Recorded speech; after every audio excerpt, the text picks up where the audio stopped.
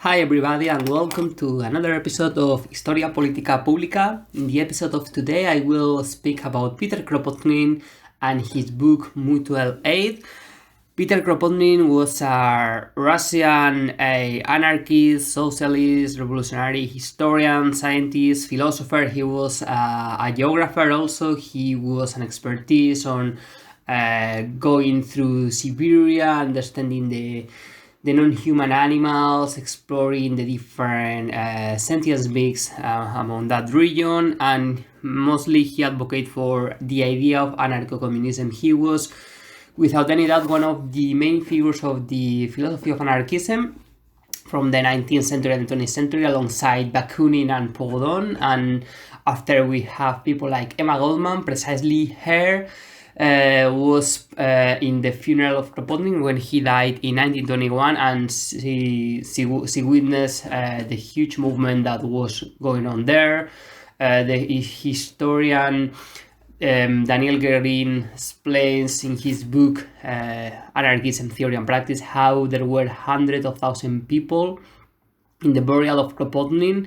This was a time, 1921, in which the anarchists had already fell in favor with the Bolshevik Revolution of 1917, and during that burial there were a lot of slogans against the Bolshevik, against communism, as was understood by Trotsky and Lenin and so on. And in fact, Lenin gave permission to those people to portray those slogans, but apparently it was a huge movement that helped to understand how important was Kropotkin for the anarchist movement, but also, I think most importantly, the context of that years.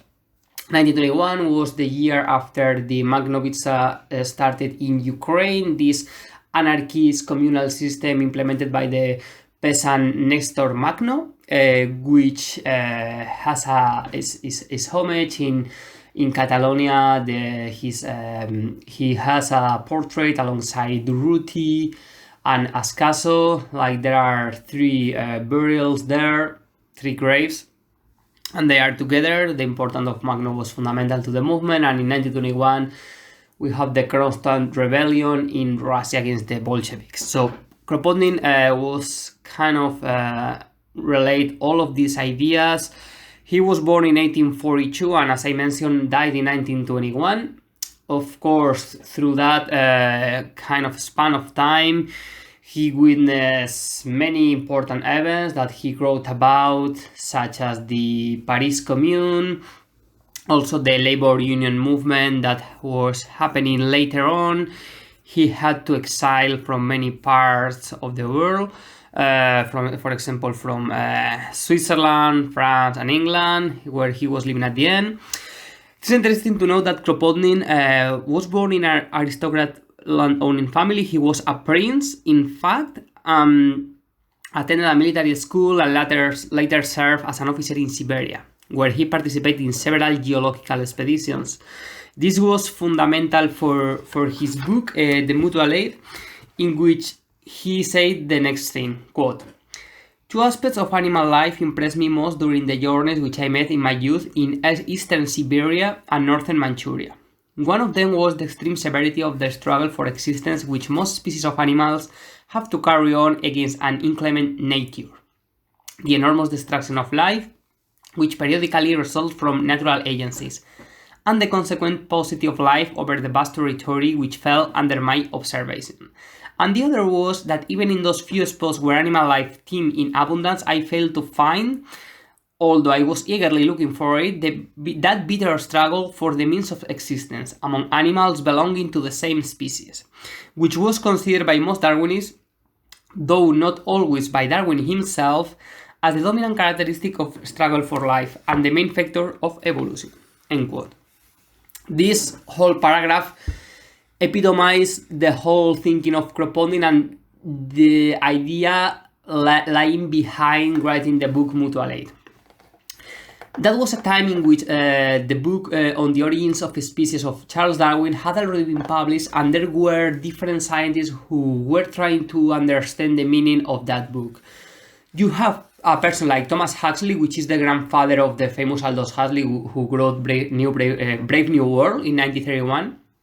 saying that what Darwin wanted to say is that the humans need to be individualistic, needs to fight among themselves through a struggle, and the fittest will survive eventually.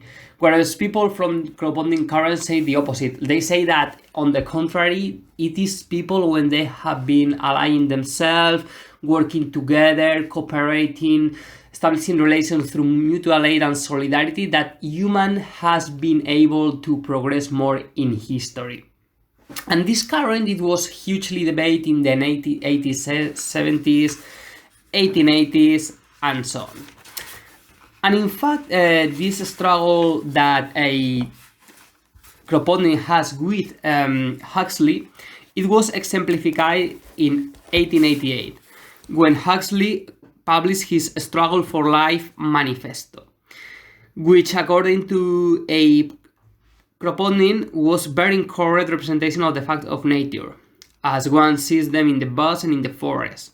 And for that reason, he communicated with the editor of the journal, which was called 19th Century, to let him to reply to Huxley.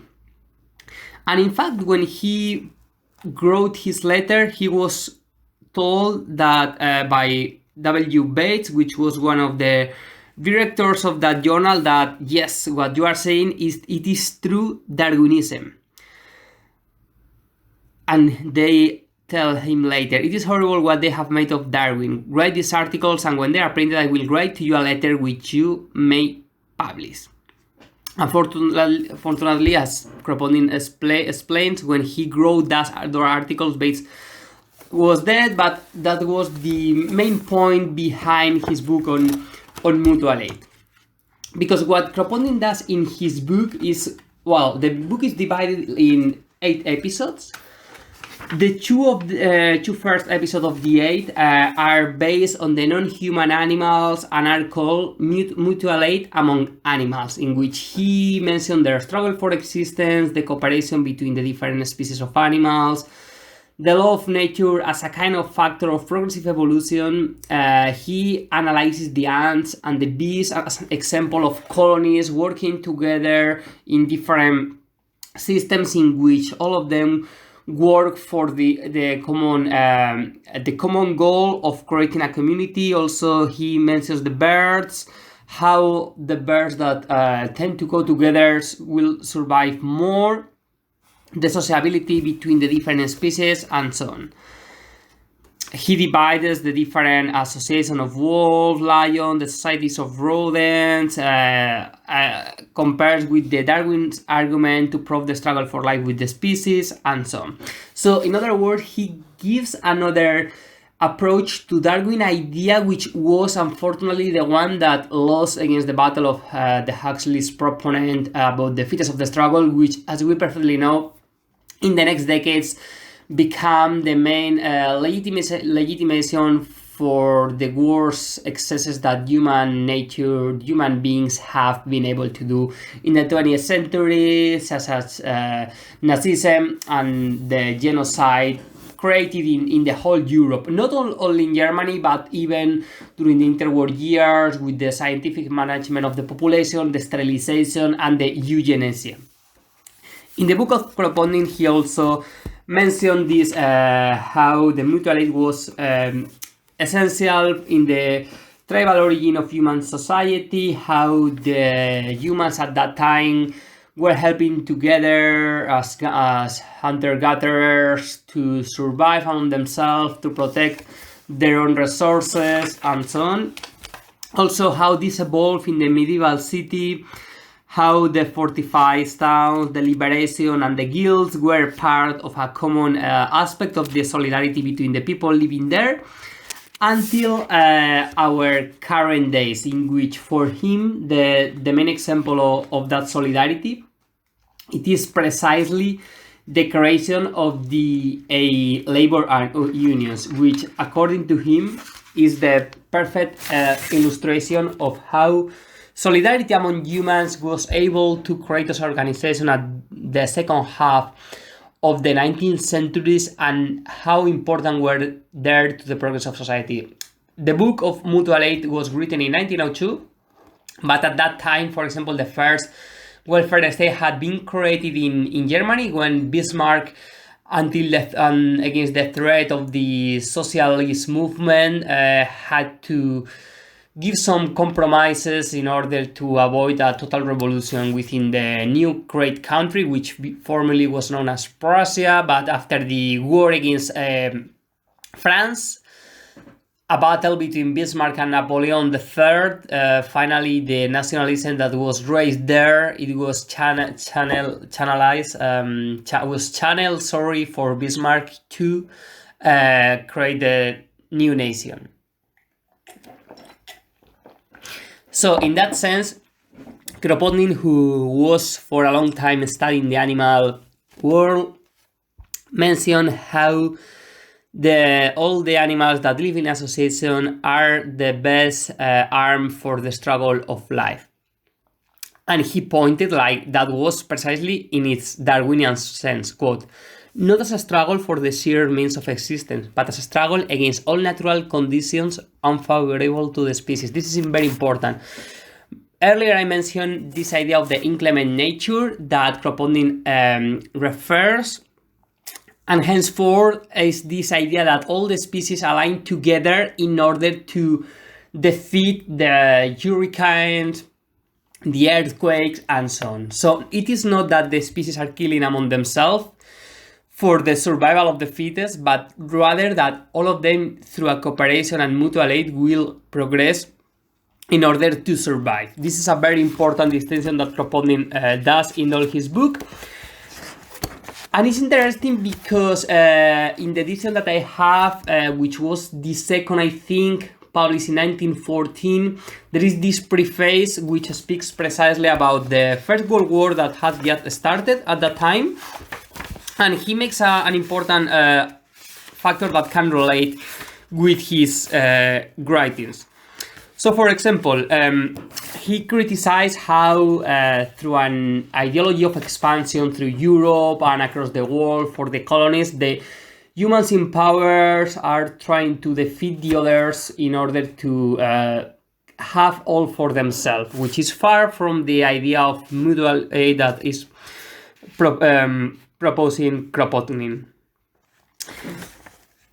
In that sense, he says the next quote, the leaders of contemporary thought are still inclined to maintain that the masses had little concern in the evolution of the societal institution of man, and that all the progress made in this direction was due to the intellectual, political, and military leaders of their inner masses, end quote. So, Kropotkin is blaming those who believe that the advances of population have been done through the work of some individuals, enlightened individuals that had not help for other people. But he uses the example of, okay, the mass of the people were the one that built the roads, the hospitals, the buildings, and so on, that was working in the feudal times to taking care, growing the different crops and so on, taking care of the territories, aligning themselves. And he gives example of the different state of human history, like from the feudal, the medieval, the states, societies,